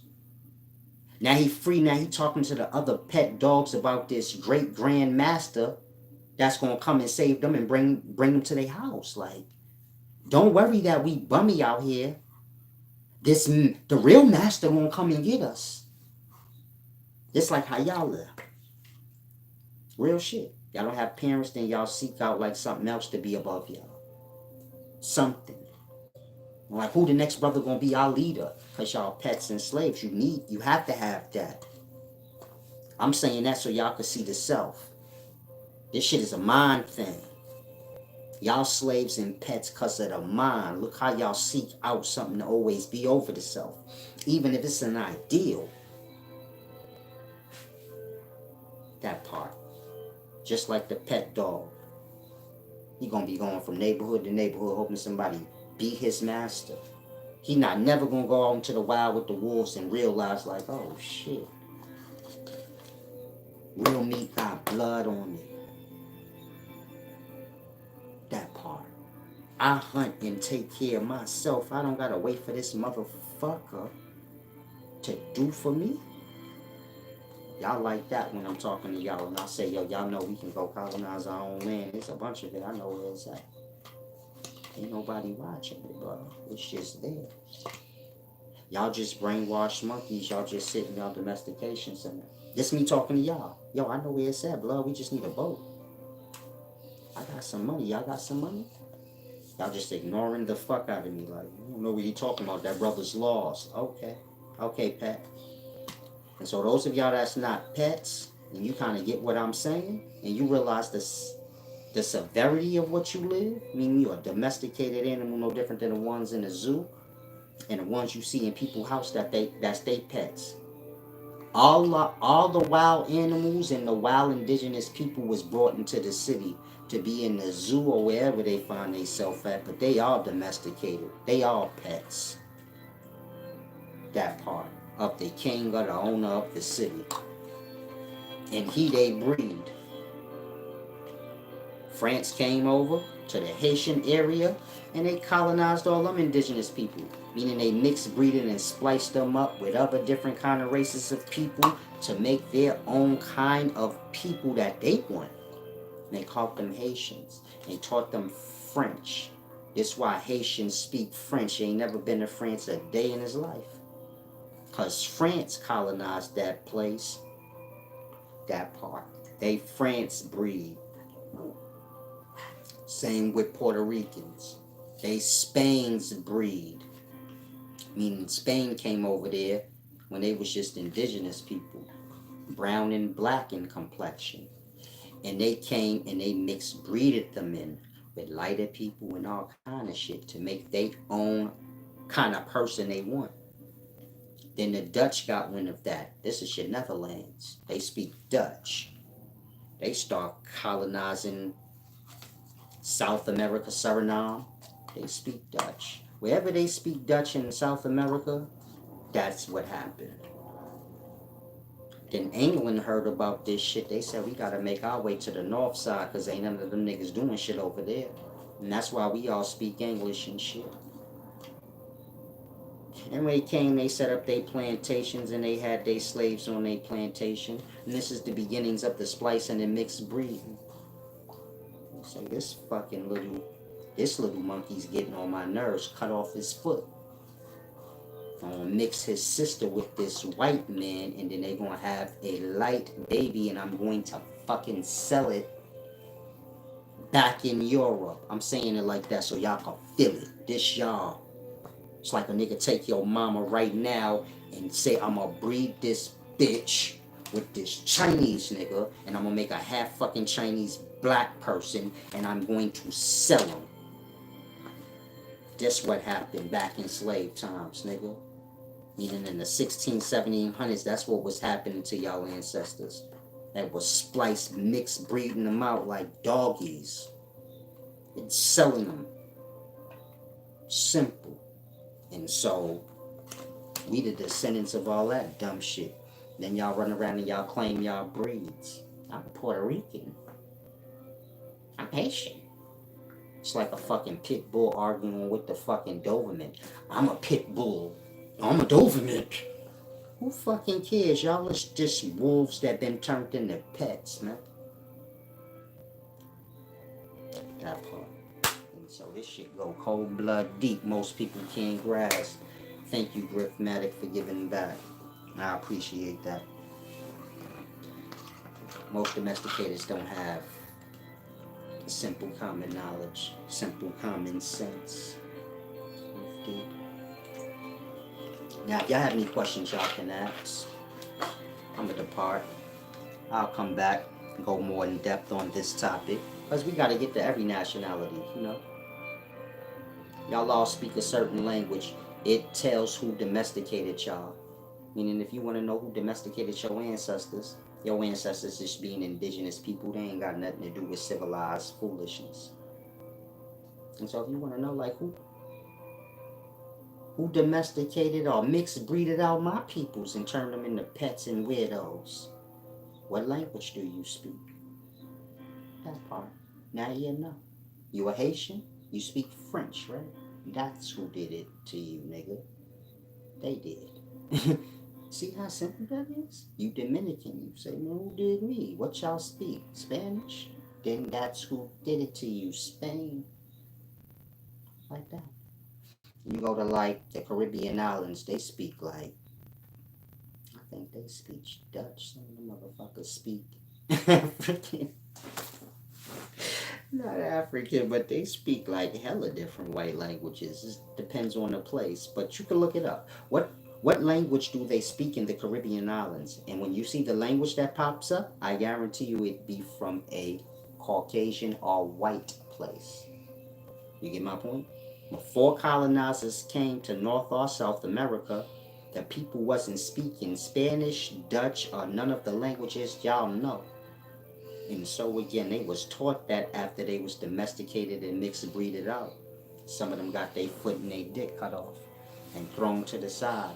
Like how you do when you making some shit. Like, I don't like how this dog looks. Then you just crush a nigga pups. Like, this how they do in the pup world. Mixed breeding pups, pits, how they gonna fight them. Then the pit have a litter. And one of them shits look a little weak. So then you just crush that shit. Like, we don't need this dog. This shit weak. Like that. One dog fighter get mad at the other dog fighter, then he just pull up on the nigga and be like, I'm gonna crush your dogs, my nigga. I'm gonna step on your brand new dogs, my nigga. He just had a litter. He gonna kill all them joints, like, literally. You step on them, like, they dead. Like, gang members say this shit. Or blood say this shit to niggas, like, I'ma crush your pups, nigga. That mean you got little homies? I'm crushing them, like I'ma crush all your little niggas so they could see like you not gonna even help them, like you just a bozo, like this one OG talking to the next OG. So like this is real and this is y'all. Get y'all dick cut off, one foot cut off, it wouldn't matter. They working out they breeds. Now y'all speak French, Puerto Rican, English, this weird fucking thing and that thing. And it just reflects that you were domesticated. You was a wild indigenous man. They conquered your wild indigenous man ancestors and tamed them, and then mixed breeded them out, creating all you weirdos that you see now. I look just like how they looked when they came here, my nigga. I don't got nothing to do with y'all. I know my fella. I keep my fella. I know what's going on, blood. But y'all don't. So,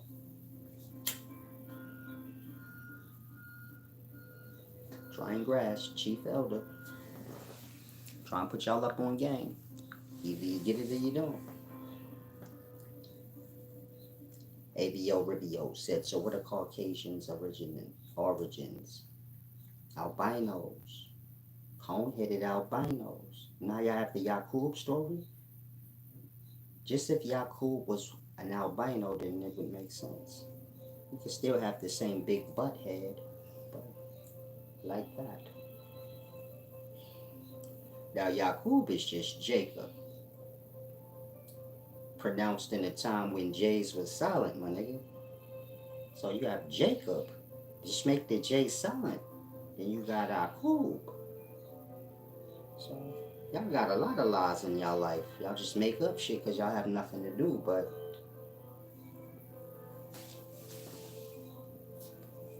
in the past you had indigenous men. These are uncivilized wild men. They resemble the apes. If you go back far enough, some of these indigenous people got hands for feet. Like apes. You know, a gorilla got 4 hands, my nigga. He got 2 here, and his feet is hands. Some of y'all don't know that. You can pull up an image of a gorilla. A gorilla has arms for legs, and legs for arms. That's the difference between man and ape. You get my point? Y'all arms are short and y'all legs are long in comparison to y'all arms. A gorilla or an ape's arms is longer than their legs. Their arms are big like a leg and their legs are smaller like arms. And they have hands on their feet. This is how they're able to swing on trees so gangster. You get my point? Meaning a gorilla could deck you with his feet because it's a hand. A gorilla could punch you with his hand. His arms got the strength of legs. If you ever wonder why is gorillas so fucking strong? Because their arms are legs. It's like if I told you take your leg and put it on your arm. That part. Imagine the kicking power you got in your legs now in your arms, and your arms the same size as your legs is. That part, you be knocking niggas' heads off. It'd be like if you kick somebody when you deck them. A gorilla's like that. Like a backwards man, an upside down man. Meaning the arms where the legs supposed to go, the legs where the arms supposed to go. I'm just helping y'all to see that y'all was spliced in so many ways y'all can't even fathom. Like, shit go deep. Now, when you're dealing with indigenous wild man, some of them still got eyebrow ridges. You know, it depends on if they've come into contact with colonizers at any point in time in their existence. You still have indigenous men in certain forests that have never had contact with indigenous men since the beginning of time. You get it? They haven't had contact with indigenous men since 10,000 BC. Meaning indigenous men have not had contact with colonizers since 10,000 BC. And so all they know how to use is the shit that niggas had in 10,000 BC. Rocks. Bow and arrow. In current time, though. Man, they got eyebrow ridges like apes, fang teeth.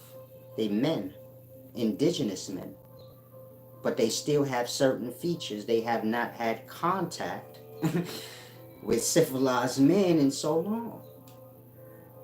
Like that. You have some indigenous men, they have had contact with colonizers back in the 1300s. They don't have eyebrow ridges. They just live like indigenous men, but they look more like us. Whole facial hair and shit, and they look more like us. Just like they was lost in time. So you have different stages of indigenous men, and this is all depending on when the last time they've been in contact with colonizers. And it's going to determine their features and all that, because when they come in contact with colonizers conquered them and then splice them out, take them back to Africa and shit, and do strange things to these niggas, make different kinds. Like, I'm gonna make me a light skinned one, I'm gonna make me a curly hair one, I'm gonna make me a half Chinese looking one, blood. I'm gonna make me a black one with blonde hair, like they have over in Australia, the Aboriginals. Like, they can make any kind they want, my nigga. And this is what they do to people. And then they call that place a city, a state, a country. And they let those mixed breed domesticateds live there. They give them a birth certificate and a social security card so they can know like they owned. Your birth certificate got your city stamp on it so you know who own you and shit. You like a car. The car title got the make and model and shit of the car. This is you. Like, they say when you was born and shit. Like, this shit here was born whenever it was born. And this is his parents. And your parents are signing you over to the city and the state. And so when you have a baby, don't sign anything. Because that's what you're doing. Like, you're naming the slave that you had for your master and signing it over to the master. Remove your city. You live on a plantation. You have a baby. The master comes and gives you a piece of paper. It has his stamp on it of his plantation. You name that baby by writing it on that paper, and then you sign it. He can use that in the court of law to say, I own that baby in this bitch. She's bugging. That part. That's what your birth certificates are. Proof of ownership. Proof that your ancestors was domesticated out hundreds of years ago, and you are the end result. Like when cattle get conquered and they get domesticated, and then you have a whole bunch of babies and stuff, and they sell some, they kill some, they do whatever they want. Y'all like that. Y'all have babies, y'all sign them over to the state. Y'all was born as cattle out this motherfucker. I'm gonna say it again. Y'all was born as cattle out this motherfucker. You gonna have a baby and sign it over to your master. And you're gonna have a social security number so they can know what shelf this nigga's on. That's like a barcode. Those numbers tell like where you was made at and shit and where you at now. The tracking device for your property. And if y'all want to go to another country or state, then you have to get permission from y'all city. Like a good doggy. You own, nigga, where you going? But I'm grown. Who cares where you going? I want to go to Russia. I want to go to Mexico. I want to go to Africa. Then y'all got to get a permission slip. It's called a passport. But I call it a permission slip. When a grown-up have to beg to go somewhere and wait for an answer. I say, look at these Babylonian monkeys. I travel the old school way. I just go wherever the fuck I go. They gonna catch you, blood. No, but like, I can't do it. I don't ask for permission. That's pet shit. If I want to go to Mexico, I just drive over and walk over the river to that motherfucker. I do it that way. The old school way. Free. What you mean? I get butthole naked. And I walk across that river. Like the pure indigenous man that I am. I still remember the old ways. I take my dick, I tie it up towards my belly button so it don't get caught in no twigs, and I make my way through the forest. Y'all domesticated pets, y'all don't know none of this. Y'all feet soft at the bottom, the dick's all short, it don't, you get it? Indigenous man dick big. Y'all know. Y'all see me getting out that hot tub, my nigga dick swinging everywhere. Oh shit! Solace. Indigenous man shit, you know, short pygmy motherfucker, big dick. I'll say it again, I'm still indigenous person. Short pygmy, big dick, just swings everywhere. Like, tie that thing up. Like, get you a string, tie that bitch up on his stomach so it don't get caught in the sticks. Now y'all domesticated, so the dick all little noodle like. You don't have to do nothing to it. Y'all ain't gonna be walking free no way anyway. And so you get my point. This shit goes so deep. I don't think y'all get it. Hopefully y'all don't get lost in the labs. Telling y'all nothing but truth. I wouldn't lie. Some of us still indigenous out here, my nigga. It's a big country ass nigga down south right now. He like 4'10". He the shortest nigga down south. This nigga dick is huge. He's still indigenous. The nigga feet still wide like indigenous niggas because they don't wear shoes and shit. So they feet is wide. They got good grip and balance. And climb trees with them big fucking feet. They like hobbits. Y'all know none of this. Y'all know shoes, clothes, and being domesticated pets that sit in the backyard talking about ain't no space around here. A fucking dog in your neighborhood, he think your complex of houses is the whole world. That's the whole continent, my nigga, them. Wolves is running around, you got different cities and shit. This how y'all are. Y'all think y'all states and cities take up the whole continent. Y'all states and cities is just little sprinkles in the forest. The forest is the whole continent. Y'all just live in them shits talking stupid talk all day. Cause y'all don't want to get no boats and come fuck with Big Usaid. Cause that's all it take. They everywhere. Like, if you lost, let's say you live,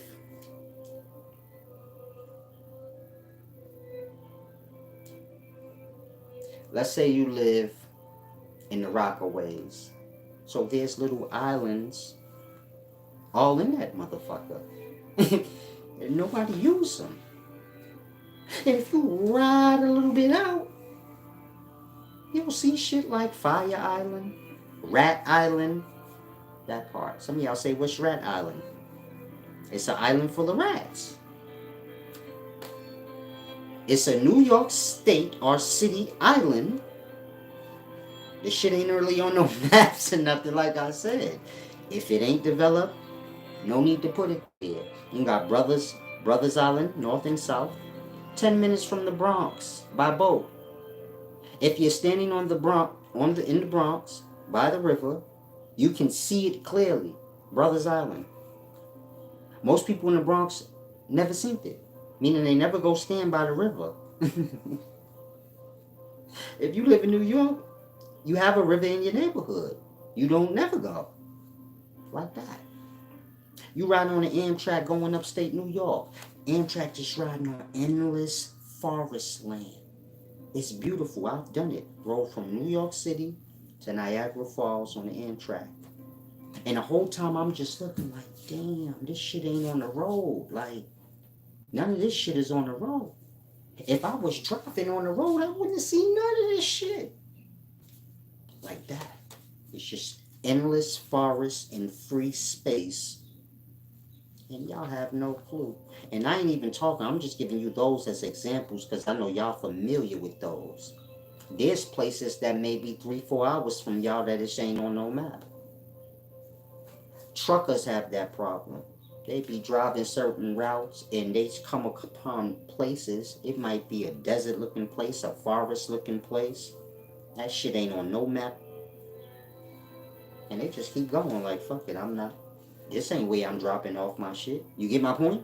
But they see it though, like, on their route. Like, I gotta go where? And they find themselves in a place that's not on the map. But they going the right way, so they just keep going, like. And the whole time they on the highway, they just passing hella forests and like that. It's everywhere. You still got indigenous people in that motherfucker. Meaning if you go deep enough in Yellowstone, you're gonna come across indigenous people. And they're gonna kill you. And they're gonna eat you. If you white. If you black, they may make you a slave. For being a betrayer. Like, you be the nigga like doing all the work around the tribe. Like, this shit go deep. Now, if anyone wants to give back, y'all can click my description link. That's the little arrow next to the title. Visit the website, wiseservant.org. Deep Lecture Magazine's there. I got a new one coming out next week.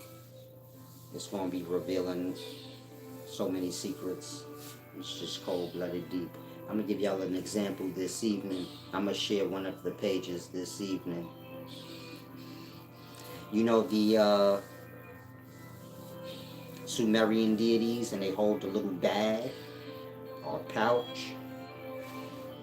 I'm going to explain to y'all what that is without words. I'm going to just show you that image and another image and break it down so y'all know what it is. It's a deep thing. Salam, shalom.